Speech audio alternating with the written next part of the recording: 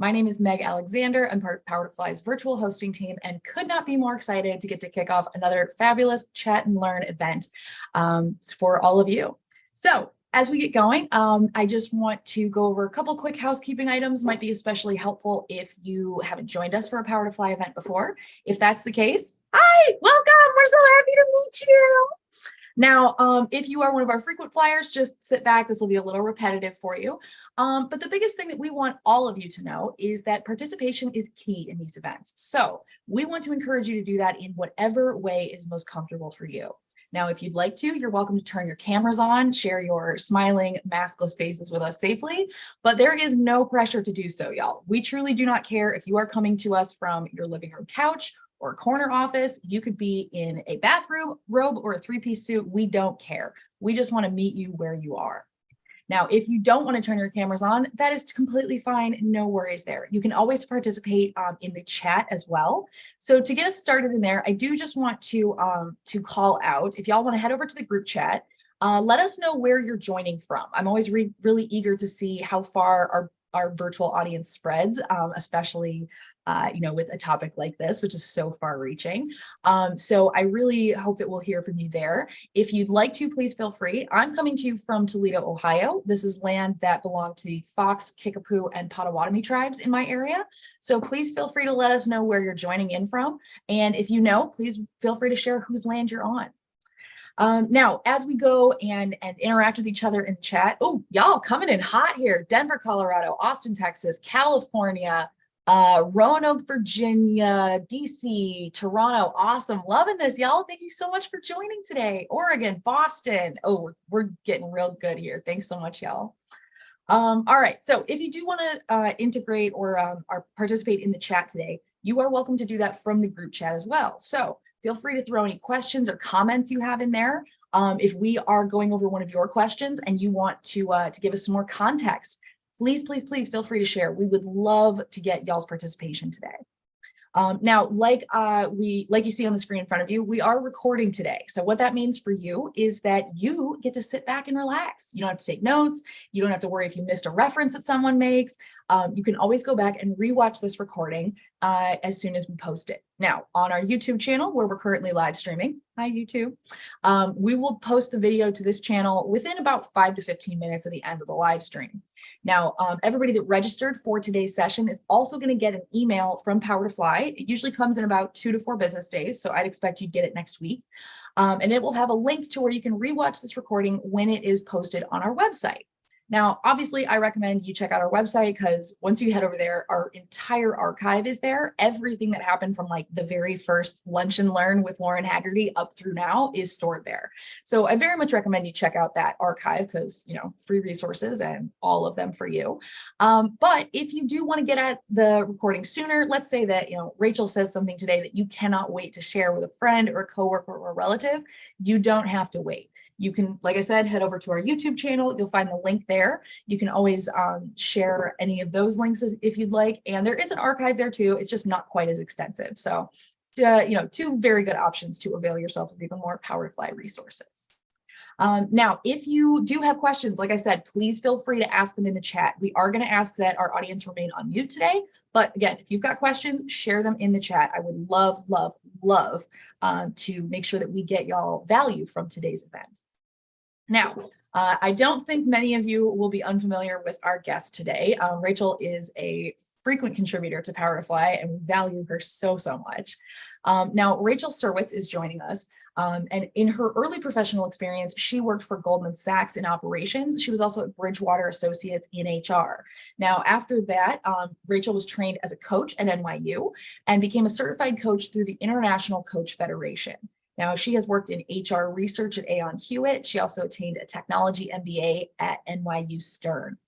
Now, throughout Rachel's career, she has helped hundreds of professionals with career exploration. And for the past 5 years, she's been building her own company, Woken, which is an online career exploration platform to coach professionals through the process of clarifying their ideal job and career path.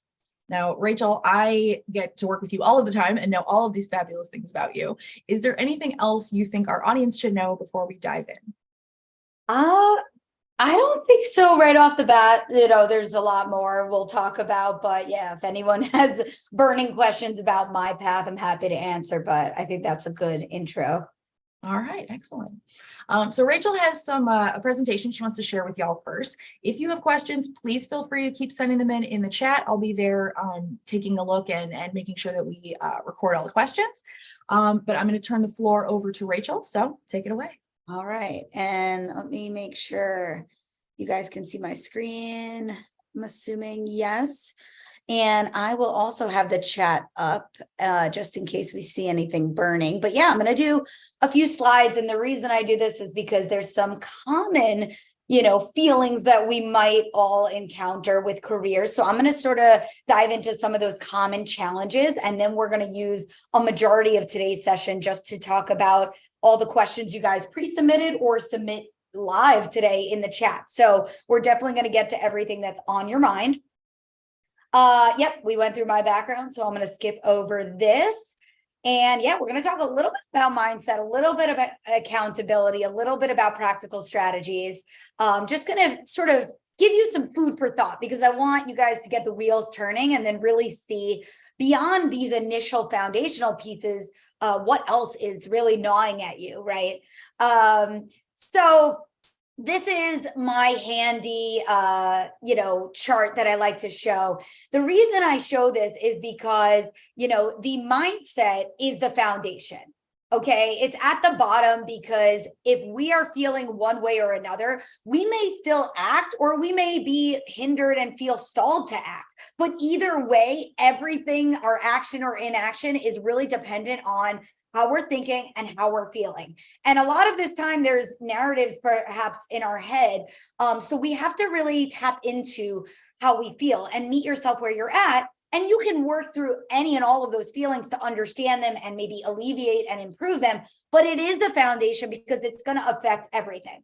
The accountability comes second, meaning, are we going to put in the time? Once we're feeling ready, how do we stay organized? How do we actually just dive into this work and commit to our goals? Then it's the practical strategy, which simply means, what efforts are you actually taking? What is the approach? Because sometimes, and you can see these things are all very interlinked. If you're using practical efforts that maybe aren't the best and you're not seeing results, that can be frustrating. So it's all three of these are so important to help you reach your goals and hopefully feel good and make it as easy, efficient, effective to reach your career growth. And yeah, if you notice at the bottom here, there's just so many things that affect your mindset. Sometimes I'll see people who want to start working on career goals, and then they'll realize there's other things maybe in the way. It could be your physical environment. It could be your relationships. Sometimes we got to clean up other components to even get in the right mindset to focus on career and professional efforts. So this is a handy framework to also just tap in and assess what do I think I need the most help with, right? Where am I living right now? And where could I use support in terms of each of these three sections? I'm going to quickly go through some common limiting beliefs and try to sort of flip it on its head and give you a new framework for each of those, okay? So the first one is stress. With careers, we often feel stress, and that's a signal that your career is important to you. But we just don't want you to act out of that place of stress. We want you to apply some structure. What that means is take a step back, zoom out, and ask yourself, what's my goal? Is it to clarify my path? Is it to get a new job? Is it to upskill and improve my skills? Is it to strengthen my brand? And then you can say, what are the different steps I can take to get there? Sometimes, if you're feeling stressed, you might just open up the job boards and sort of act out of that impulse, and it may or may not be the right next step to take. So just notice how you're feeling and notice when you act versus, how can you try to put in place a methodical, thoughtful process to achieve your goals, and not act out of that place of stress. Security is something we all want out of our job, but it shouldn't be the only factor of your decisions. when you are engaged or aligned with the job and you're a fit with that job, you are actually going to grow and grow faster than your peers. So finding a path that you really feel is fitting and suitable and aligned for you is going to in turn make you more productive and really drive that success. So we don't want to pick a path only because it's quote unquote secure. I think sometimes people are like, oh, I'm gonna go do this SQL course because everyone thinks that's like a hot skill. Well, are you going to enjoy that? Are you going to be good at that? Right? Because if you're not, that's not so secure after all. Right? So it's important to consider yourself in the process and not just like, yes, what is a good job, but also what is a good job for me? A lot of times we sort of think that we can't do something. I always say, let's learn before you decide whether you can or whether you can't. We often go into career decisions without the full sense of information, and learning is sort of my favorite key to most things. So just always make sure you're making informed decisions versus maybe it's your emotions making a decision versus information driving a decision, right? And sometimes we look at our past of like, oh, I've only ever done this, I've never done that. Your story can go such a long way. Instead of, you probably have a lot more transferable skills than you think. If you understand what the job is, how you might go about it, if you understand like what it means, how to do it, why to do it, you might show up to an interview more qualified and more capable and more prepared and, really coming across more compelling than someone else who on paper has done that before. So the story and your knowledge and your fit and your level of engagement and alignment with the path, when you tell that story, it will come across. So don't hold yourself back only by, what you've done before. It's all about where you can go and your understanding of why you're the right person to work on that, or your knowledge of that path and what's important for that job. Sometimes we think about the long term. I like to majority of decisions, like let's say 60 to 70% of your decisions should be around what is the right fit for me right now. About 30% of that should be where can this job lead in the future? But I don't love to say, okay, where do I want to be and let me work backwards. Only reason for that is because you're going to change, the industry is going to change. And so it's better to lead with what feels amazing right now and let me see where that could go organically, right? A lot of times people say to me, I'm open to any job, I'm open to any industry. To me, that says, I'm not sure what is best for me. And so picky is a strong word, but I'd rather you feel clear, or let's say narrow. You can still find a volume of more of the right opportunity. So you don't have to like close yourself off. But if you're open to so many things, I would just notice if that means whether you're sure or not of which of those options is the best for you. Oftentimes we just go with what we're aware of. It's okay to say, I'm not sure what's out there. I'm learning about jobs that I never even heard of. I'm trying to understand more. I'm trying to explore. I'm looking into A, B, C, and D. When you tell someone what you're looking into, they may be able to help you and make introductions and give you resources and information. So it's okay to be honest, and it's okay to sort of share what you're learning about, what you're looking into, what you're not sure about, right? And a lot of times we think about interviewing as just like checking the box. It's this transactional thing. We have to do it really well. I would think about both networking and interviews as a conversation. Who do you want to talk to about what, where, when, why, right? These are a mirror into the work that you're going to be doing. So try to notice, like, are you forcing to try to give them the answer they want to hear? Or are you figuring out like, what conversation should I be a part of, right? We often, think about applying. I like to think about exploring. Even during job search, the research and the networking and the learning and the just simple engagement in what's the work I want to be doing. You're going to learn from that, but it's actually going to give you all these unintended opportunities rather than just let me go on the job boards and just apply. So think about other ways you can spend time. We often look at what others around us are doing. I always say, keep your eyes on your own paper, and it's okay to leverage others to the extent that they can be a positive source of information or inspiration. But if you notice yourself doing that like negative comparison, try to just come back to you and say, what can I do next? How can I move the needle forward? And fear is also very normal, sort of related to the stress point that we made earlier, but I always say replace fear with learning, right? Are you not sure about something? Is there something you can gain more information on, or is there something you can just reflect on? What is the next step you can take? Because that fear, that uncertainty may very well be valid, but how can we move forward and sort of tackle that unknown and make it unknown and understand how you feel, right? And get those questions answered.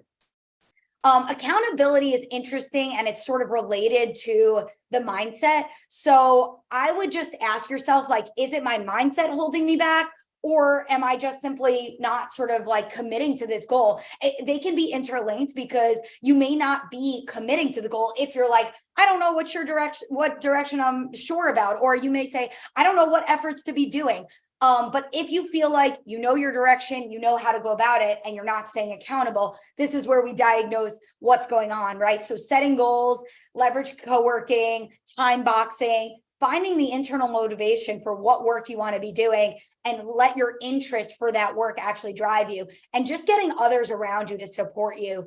These are just a few quick tips to put in the time. Sometimes it's very interlinked with our mindset, but sometimes it can just be, how do I get scrappy to sort of, make these goals really small and manageable throughout the week?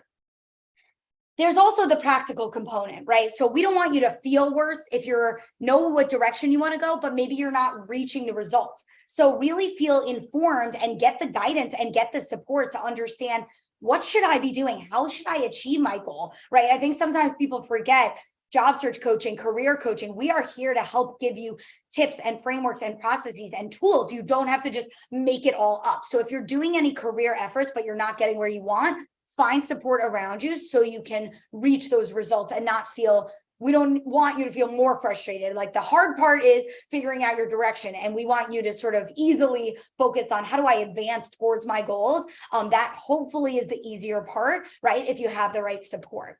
So yes, a few quick tips on the practical strategy, but gaining clarity on your path is so critical to everything else. It helps really all the other decisions.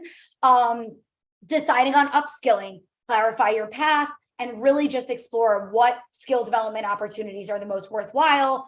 Personal branding, again, get support to edit things. We don't want you to be spending hours on your resume. That can be frustrating. So again, knowing where to spend time, knowing how to go about all these tasks properly and efficiently is going to make you feel better and more productive, right? So don't be spinning your wheels on your own, where you can get support. Job searching, again, there's a lot of tips and tactics, a coach can give you around networking, and even career advancement. If you're trying to get promoted, you can get support in terms of, how do I make that happen? So just make sure, sometimes when we're on our own without that guidance, we don't want you to find that frustration, right? If you're not reaching where you want to go. Super quick definition, career exploration. If you've never heard of it, it's a helpful process.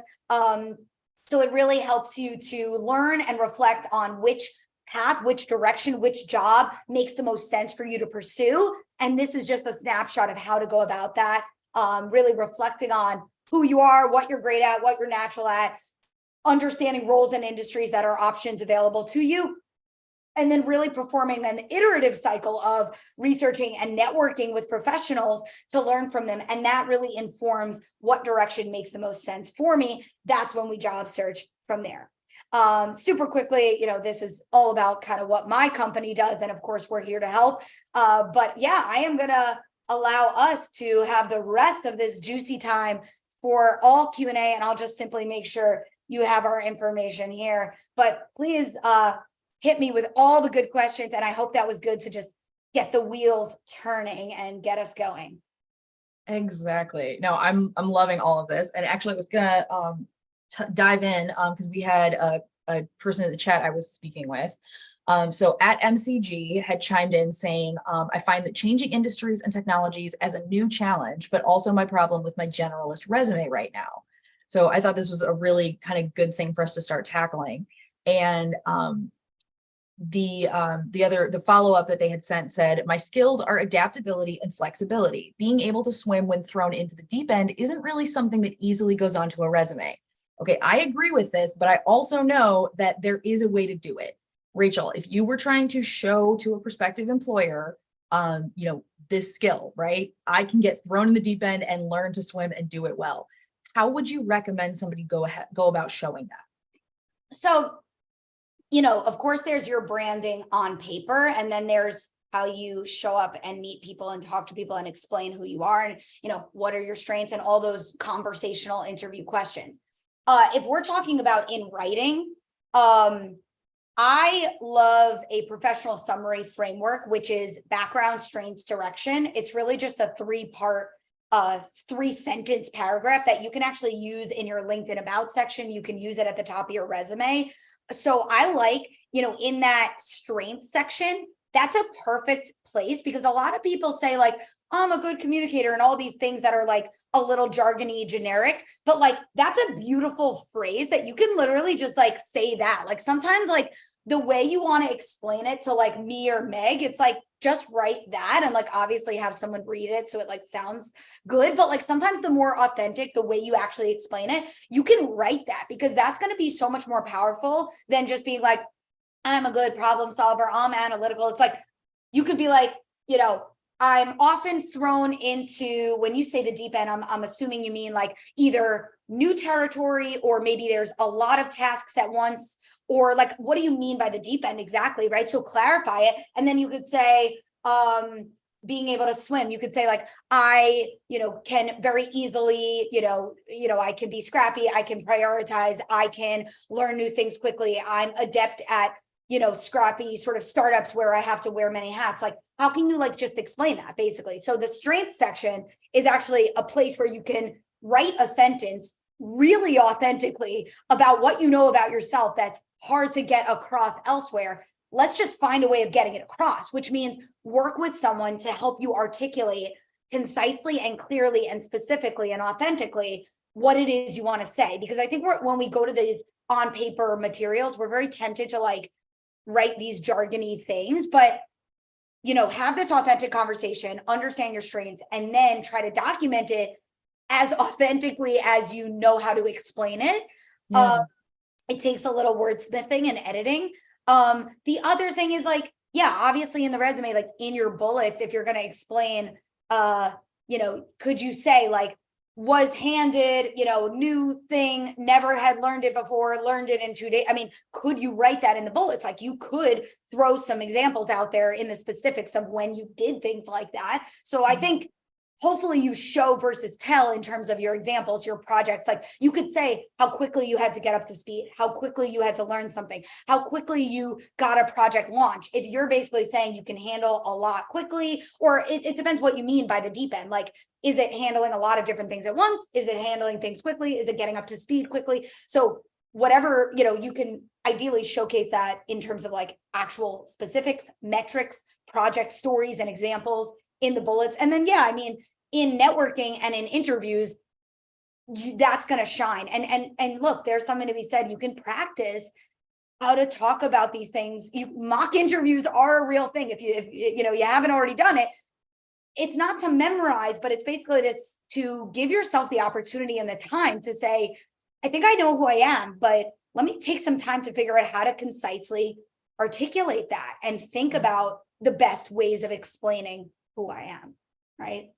And you hit a really good point here, which is, when people start to, when they thinking about these things and trying to think about how to put them on resumes, at least from what I've seen with, when I do it for myself, when I help my friends do it, it immediately ratchets up to like a very weird level of professionalism. Like you suddenly feel like you have to say everything like you would if you were talking to a room full of like Fortune 500 CEOs. And I think that's something that Rachel touched on here of like, figure out how you would say it is if you were saying it to a friend. Because quite truthfully, the phrase of, let me go back to it so I have it exactly accurate. The phrase of, there we go. Being able to swim when thrown. Yes, being able to swim. Yeah. Like be saying it like that clearly communicates that's a really to the other cool person. phrase. Yeah, like you literally say that, and I love that. Yeah. Well, and there's nothing wrong. Like you would say that to somebody at a work meeting or something. Like, oh yeah, well, we got thrown in the deep end, but figured out how to do. So like, just because it's how you would say it to a coworker or a friend does not make it unprofessional. So just heads up there. Yeah. And then I also saw we got a really good comment in the chat thread here. Stephen Richardson said, my recommendation is to attach a cover letter with your resume, especially if it isn't requested in the application process. It sets you apart from the crowd, gives you the opportunity to express your skills that aren't easily written in a resume. Really show the potential employer who you are and what you can bring to the table in a cover letter. I have heard different ways to do this. It's not bad advice, so don't take that from this. Stephen, thank you for sharing. I really, really love learning from each other on these chats. Would you recommend putting it in something like a cover letter, or would you maybe take a different tack here? Yeah, so look, everyone has different opinions of cover letters. The way I like to think about it is I personally have a pretty easy like if you can make it efficient for yourself to get a strong letter going, I think it's worth it. I think sometimes people, if you don't have the right support to put together a good letter, it can feel stressful and then we don't want to do it. But if you can get a good letter easily, ideally without much stress, it can be great. And especially a lot of these applications will still call for it. Do we know whether people really read at it and stare at it? I think it's still a very to be determined kind of question and depends on the company. But again, what I like to do is have a strong template that is already in line with the roles you're typically applying for. And then yes, you can tell one or two stories, you can talk about your strengths. And so yes, in a paragraph format, you can highlight some of those between the lines, nuances and whatnot. But because we know the resume and even the LinkedIn, I would say is more important arguably than the resume. I would say between the LinkedIn and the resume, because we know those are the main things, we want those to really have your most important information. And then cover letter can be an additional place to add more. But I don't know if I would only put your most important stuff there per se. They all sort of have to work together, but you kind of have to go with the shotgun method, right? Because you just don't know recruiter to recruiter. Like one person might obsessively read cover letters and another person might have been burned because they had a bad cover letter and nobody read theirs. And so now they're not reading anyone. So truly, like, I think, and Rebecca in the chat also made a good point that a good cover letter can be great, but if it's a bad cover letter, by bad, y'all, like, think of it in terms of like typos, like small, like super, like just basic detail stuff. Those are the kinds of things that can really easily knock you off. But the other thing I want to highlight here, I had never heard this, and I've applied to and had so many jobs in my freaking life. It's crazy. I had never, ever heard before I came to Power to Fly that you're treating your cover letter like the bridge between your application and your resume. So one of the things that I had never heard before was this idea that your interview is like an interviewer buying a ticket to go to the movie, right? They read your resume, which was your kind of your trailer, and they wanted to see like, what was up, right? Now, let's consider your resume as your trailer. Your cover letter is like the extended trailer. Okay, so that's where you explain anything that might not be immediately clear, right? They've read your resume, they see like this, we'll go with the movie metaphor, right? They know the genre, they know the actors, they know the setting, all that kind of stuff, but they might still not really understand what the storyline is. And that is where you develop that or put those breadcrumbs in your cover letter. So don't, like, if you're going to think of a cover letter, don't think of it as something that operates on its own. It really does kind of go part and parcel with the rest of it. So just my 2 cents that from, 4 years of sitting on chats like this is what I've gleaned. So hopefully this is helpful for y'all. Okay, so we did want to go over a couple more questions. We got some that were in the chat here. Let's see, where did this one go? Okay, this person had asked, how do you transition and pivot from one industry to another? Showing your skills that will allow you to shine in another industry where you have no experience can be very difficult. To give us a little bit more of a specific to go on, this person says, I'm trying to pivot from pure tech to business, but I only get tech offers. So let's talk about this. Where might somebody be? What might be some of the things that she could do to get out of this seemingly endless loop of, oh, good, you have tech experience, stay in tech. Yeah, pivoting is an interesting thing, and it depends whether you're pivoting roles or pivoting industries. I think pivoting industries is traditionally a little easier, but it very much depends on sometimes, there are certain roles where having industry experience might be more or less important, but in theory, similar role function, different industry should be a little easier. If you're pivoting roles, that requires a little bit more time and effort. when you're pivoting, right? Personal branding, right? So how you tell your story, your resume, your LinkedIn, and even how you show up, all of that is super, super important. Adding some upskilling, right? Is it a course? Is it a certification? Is it a project? Where can you build, hands-on skills, portfolio, exposure, like show them you're in the world you're trying to get into and you've done it before. Like, how can you do it on the side? How can you do a little freelance? Can you do pro bono? Can you get involved, volunteer, like do a project on your own? Like, there's just so many ways to really show that you're committed, that you're invested, that you're actually really interested in that direction, and you've started to actually make it happen already. And then, of course, networking. You got to meet the right people. Can you show up to events and webinars and conferences and things like that that are geared towards the role or the industry that you want to be in, so you're meeting the right people? Or you can obviously just do direct networking. Can you leverage your alumni network? Can you get introductions? If you are meeting people who are in the right roles or in the right industries that you want to be in, that's really you want to focus your energy. If you're receiving either like offers for the wrong thing that you don't want, I'd be curious, like, did you apply to them, right? So like, where did that even begin? And also, or did they just simply find you? If they found you like on LinkedIn or something, then we need to work on optimizing your profile in the right direction. So keywords, what you're open to, adding relevant experiences, things like that. So yeah, with pivoting, I think about upskilling, I think about personal branding, I think about networking, and also just really exploring and understanding that pivot. Like, sometimes you need to take one role, which eventually will lead to the next role. Like, you want to understand patterns and stories of how do people typically move into this. Maybe if I start on this team, I'll be able to eventually move over to this team. So like the reality of like what hiring managers look for, and or how people typically pursue that path or pursue that pivot. It's one thing for someone, you might get stories of someone who's on that team, but they started there 5 years ago or whatever it is, versus are there stories of people who have literally pivoted in, and how do they, make that happen? But yeah, generally thinking about branding, upskilling, networking, exploring and understanding the trajectory. Those are just some of the quick things.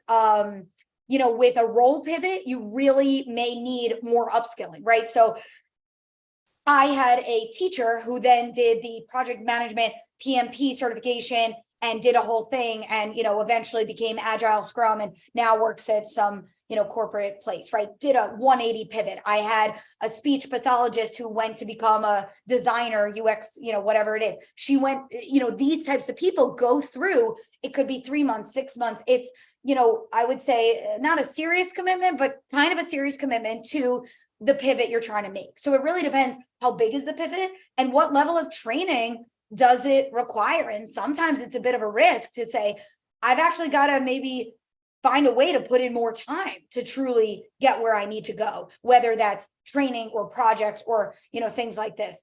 Yeah, that's kind of my quick thoughts on pivoting. I'm sure there's more to it. Oh yeah, y'all.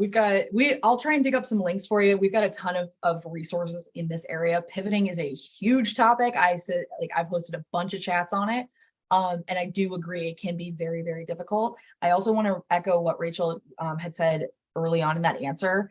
You have to make it clear what you want. All right. So when recruiters are reading your resume, they are seriously doing it with kind of blinders on a bit. Like, does it fit? Does it not? If it doesn't, discard it, because we can't think about it right now because we're just looking at what needs to fit for whatever. Right.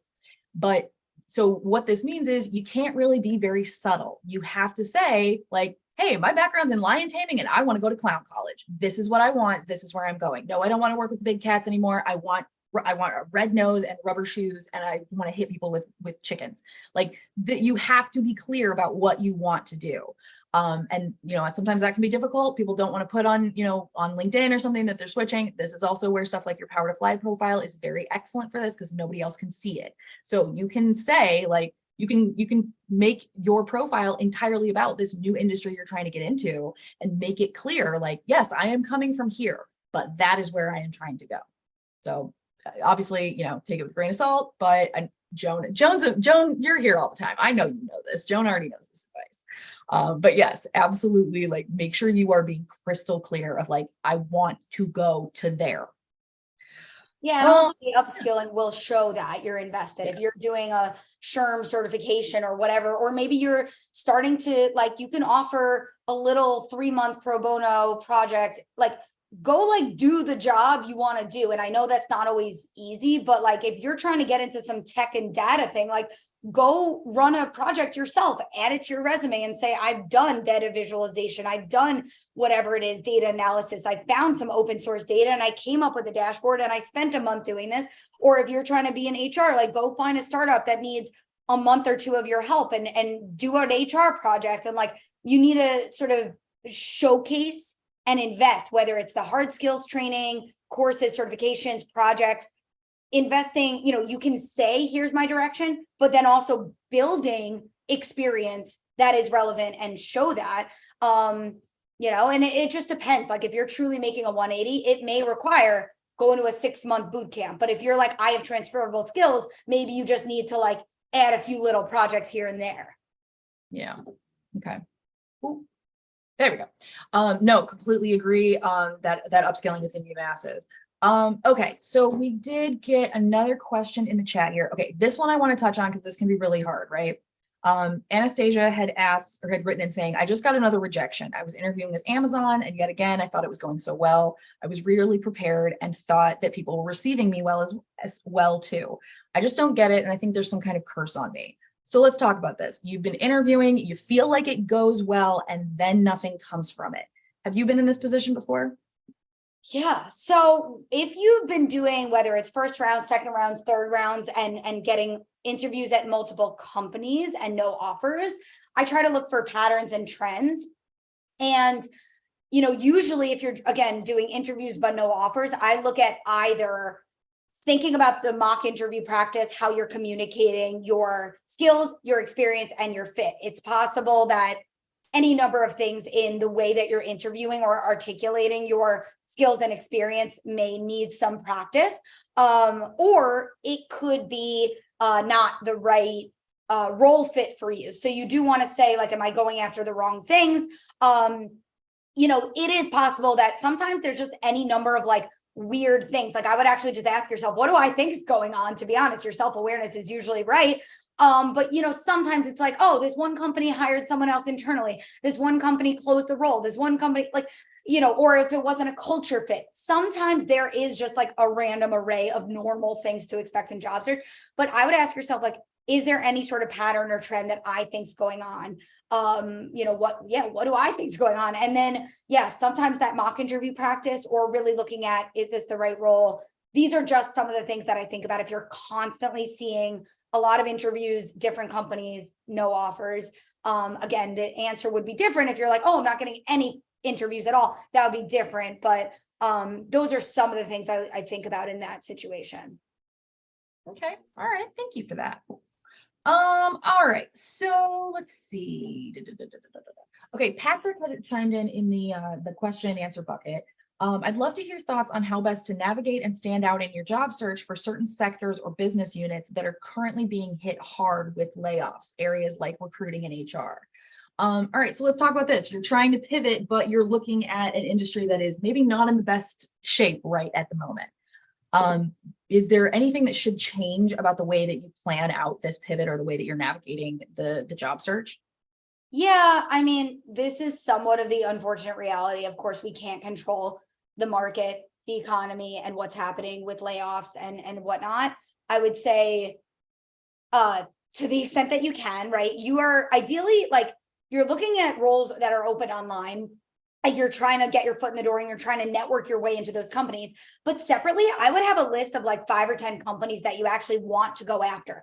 Obviously, if there's a company that like just had a big round of layoffs, like maybe that's not your number one target. I wouldn't say totally rule it out because sometimes there are weirdly opportunities when that stuff happens. But you just have to use this knowledge to your advantage. And so if you are interested in a certain industry and you really only need to target like 5 or 10 companies at a time, you want to pick sort of wisely given what you know is going on with that company. And so, if you're going to use your research and use your knowledge and try to maybe avoid, a company that might have just went through that, maybe that's a company you revisit in a few weeks or in a few months. But I would say like you're trying to target certain companies that are both a fit and interesting to you, but also that you may not like know that they're hiring. Sometimes it's okay to just network, get your foot in the door and say, I'm going to uncover open roles. There's also many roles that are not always posted online that are open. So you can just network with target organizations. But yeah, if you know that there's layoffs, like it's not going to be your number one choice target company, you know? Yeah. All right. Okay. There we go. Sorry, I'm making sure I get everybody responded to and get y'all answers. Okay, so we had a ton of other questions, so I want to see if we can keep moving here. All right. We talked a little bit about career mindsets. You had touched on it in your presentation. When we're thinking in terms of a growth mindset, is there anything that people maybe don't necessarily think of in terms of a growth mindset? Or is there anything that we should think of if we are trying to make sure that the growth mindset is where we are, as opposed to something that might be less than helpful?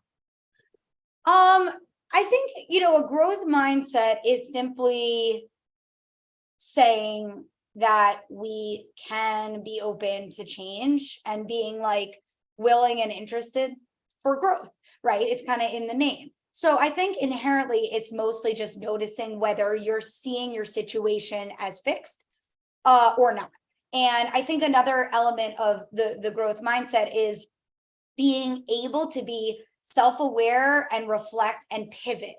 That may mean, it's not like self-aware doesn't have to mean I'm doing everything wrong. It's more like, here's what I think I'm doing well. Here's where I think I need help and support. Here's what's working. Here's what's not. I'm going to adjust. Job search, really, every single week, you should be looking at quantitative and qualitative metrics and be willing to learn more, explore more, understand more, reach out to new people, grow, expand, try something new, try something different, show up to different conferences, events, webinars. Like, you have to have resilience and persistence, and it takes strength, right? And you have to have balance because it's hard and it takes a lot of time and energy. So you have to have all the things. You have to take care of yourself, but you also have to be willing to do things that are uncomfortable. Maybe saying to yourself, I'm nervous to network, or maybe saying to yourself, I think, I've been doing a ton of this and it's not working. What can I do differently? Where can I get someone else's approach or guidance beyond what I know how to do myself, right? So to me, that's kind of that growth mindset, is being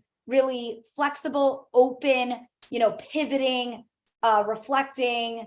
And yeah, job search takes a lot of strength to be willing and able to do that. But the sort of hard part, while it's uncomfortable, it's necessary, because if we stay doing the same thing, expecting different results, we know what they say about that, right? So, that's where it's good to have a coach, a peer, a mentor, someone on your side, or even a community, so that you get new ideas, you get support, you get guidance, because we can't just be stuck doing the same exact thing. So to me, that's kind of what the growth mindset's all about. And, kind of on theme for today's chat, it's, you got to sometimes just dig deep, because it's very possible there could be something entirely subconscious that might be holding you back. Like, maybe you're nervous because you have a family to take care of. It could be like any number of things that are unspoken pressures or feelings. And so be willing to journal and meditate and reflect and just tap into how you're doing, and letting support in. You don't have to do it all on your own, but you do have to understand yourself and be willing to look at that, right? There might be things that may be serving you or not.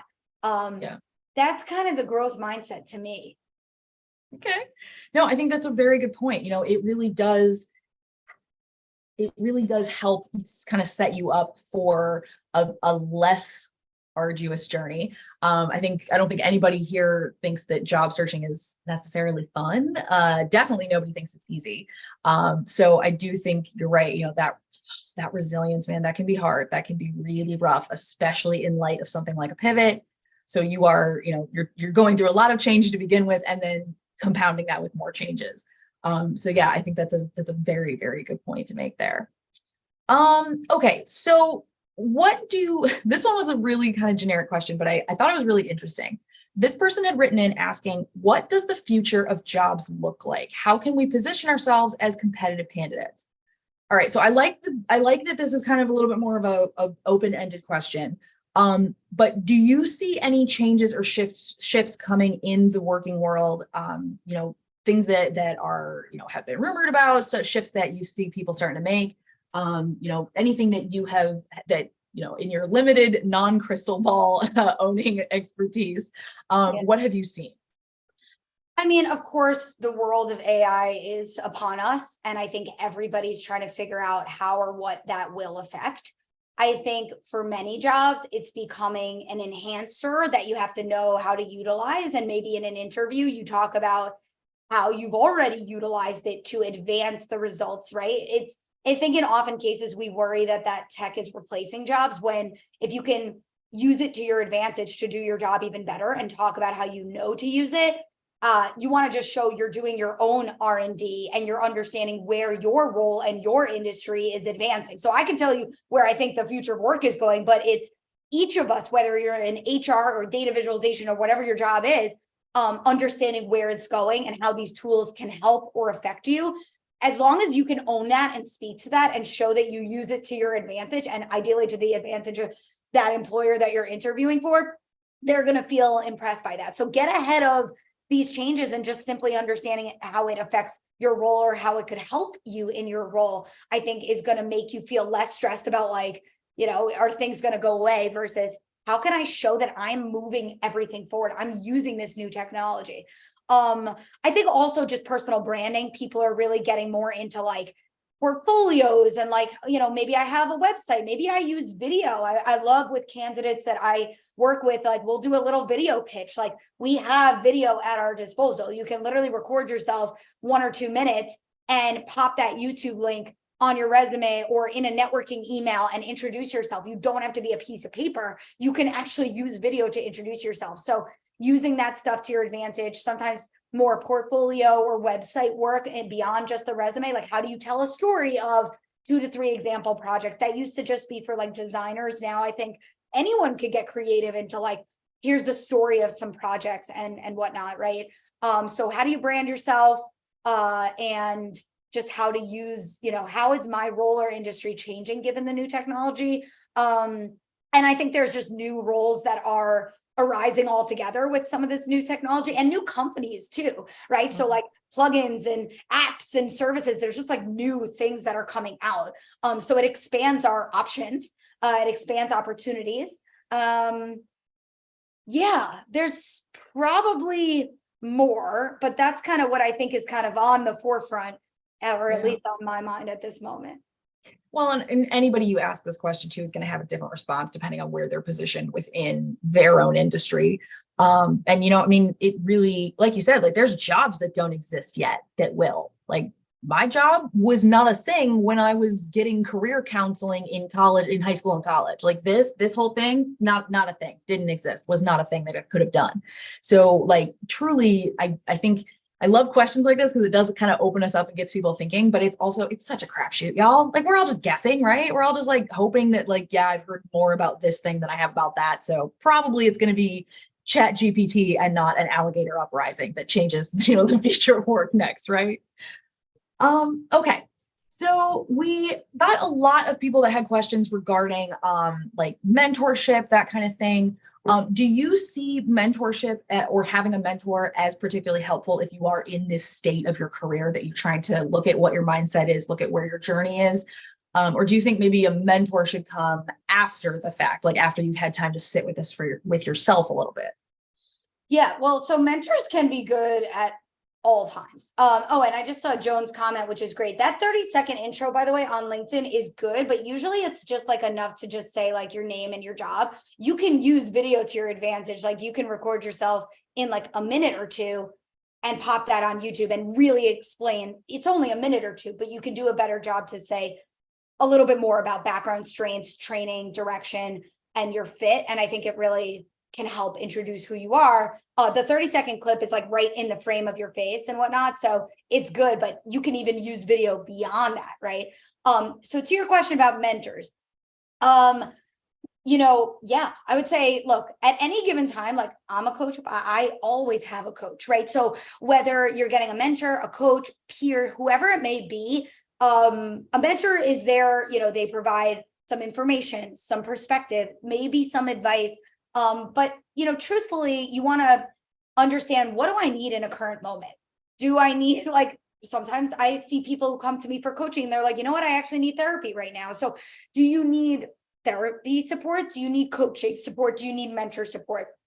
Mentors usually imply that maybe they're going to meet with you on some periodic basis and usually give their time for free. I mean, you may try to reciprocate in some way and say, like, I'll open up my network to you, or maybe I can offer you some other, resources. But a lot of mentors just like to be a mentor, right? And so maybe you meet once a month, maybe you meet once every 6 or 8 weeks, maybe you meet once a quarter. But that, may or may not be enough. It depends on your phase and your goal and like where you at. Are you in like an active point of change and transition? Maybe you want to meet with somebody weekly. Maybe you want to meet with peers. Maybe you want to meet with a coach. Like, do you need job search guidance, or do you, And so the other thing about mentors is, like, when I sort of look to networking, you can network with 2, 3, 4, 5 people a week if you needed to, if you wanted to, if you had the time. Of course, you need to know why you're networking, but sometimes you can get that mentorship from like one conversation with multiple different people. And maybe in a month or two, you have 5 or 10 networking connections. And all of a sudden, you're having multiple mentor style conversations. Having one mentor relationship that can meet with you over a period of time can be great, because they can get to know you, they can vouch for you, they can make introductions, they can advocate for you. Like, there's so many benefits of what they can do, whether you're within a company or even outside of your own, wherever you're working. But it kind of just really depends on what phase am I in, what goal am I working towards, and what style or format of support would be the best for me right now. But, building mentors in general, like, sometimes I'll have mentors where it's like, I've built relationships now over time. And if I need someone with certain type of expertise, like, I know who to go to for that. And maybe I only meet with those people once or twice a year, but I've built up different relationships, different people with different styles and expertise. That's really another sort of great way. You almost build this like board of directors, people say, where you have multiple different people you could tap into. So it just depends kind of what your current goal is and who can you meet with on what basis that's going to provide you the support that you need. Yeah. Okay. Very cool. All right. In the 8 minutes we have left, I do want to try and get to a couple more questions. If you've got them, send them in. I'm happy to keep moving. This person had written in early and they wanted to know, what is the best way to manage misconceptions about knowing everything as an SME? Especially if you are in tech and innovation happens every second. I do my best to stay current, but I think I put more pressure on myself to know everything than my team does. I thought this was a very good question. How would you respond to this person? Well, I mean, I guess it depends on, are you kind of trying to figure out how to handle like an interview, or are you saying like actually just within the environment that you're working on? And there may be slightly perhaps different answers, right? Like, if you're in a company right now and you need to understand the expectations for your role, your performance expectations, to do your job well, meet or exceed. And, look, we're all learning, but work with your manager to prioritize. We're all learning, but it's kind of like, what are the 1 or 2 or 3 priorities or goals that I can work towards in the next 3, 6, 9, 12 months, right? Like, which skill, whether it's some sort of hard skill or tool or software or whatever it may be, if it's technical or not, what are the top priorities for what you're working towards that make the most sense given your job and your growth and your career path at that company? If you're talking about how to acknowledge that, like during an interview process, I think what you want to try to do, I mean, you're trying to research where you're going, and ideally, like, the 70% of the job requirements is something that you feel like you can at least meet expectations. If not, maybe that role is beyond the scope of your experience. So when you're job searching, you really do need to say, what is like largely a fit given my transferable skills? It doesn't have to be 100% perfect. But you do want to understand what job is a fit given my current knowledge. The other thing to consider is, like, there are some jobs where you actually just have to know how to learn. And so sometimes in an interview, you could talk about, here's how I would go out and learn that thing, or here's at least my definition of like what that thing is, right? Or maybe I've been exposed to how other people use that tool or use that thing. Like, you might just be aware or exposed of something and the definition of it without having done it yourself. So your even just current, like limited knowledge could go a long way. And then it's like, how would you go get up to speed on that thing? There are certain jobs where inherently you have to be able and willing to go learn things on the fly. So showing kind of how and where you would go do that, or at least your general definition of like, here's what I understand this thing to be. Here's how and when and where I've seen it. Even things like that show that you have enough exposure to go like handle the rest, right? So you just want to understand how you can really talk about those things and have at least that limited exposure. Yeah. Okay. All right. Last question I think we'll probably be able to get to. This person had written in, and I think this is a really excellent question. So thank you for sending this in. This might be a silly question, but I hear the word networking a lot. How do you efficiently network? What things sound like networking but aren't? Okay, I love this question. Please, please, please keep asking questions like this, y'all. These are the important ones. All right, so when we're talking about networking, what are we actually saying? So when I say networking, what I mean, well, first of all, there's a lot of different like goals or reasons or purposes you could network, but like the pure definition to me is like you are meeting professionals.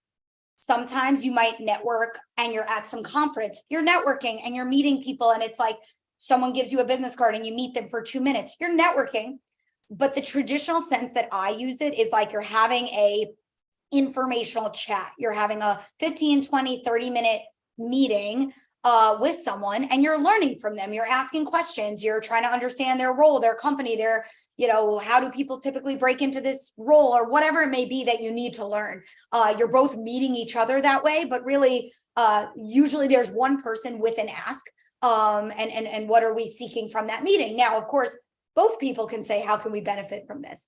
But you're building relationships, right? At one point, you might network with somebody and you learn from them. And guess what? Maybe down the line, they're still meeting you and they now have you in their network, right? So it goes both ways. That's kind of what I mean. But again, it totally depends on, am I in a phase of exploring paths, or am I in a phase of job searching? And what am I asking for?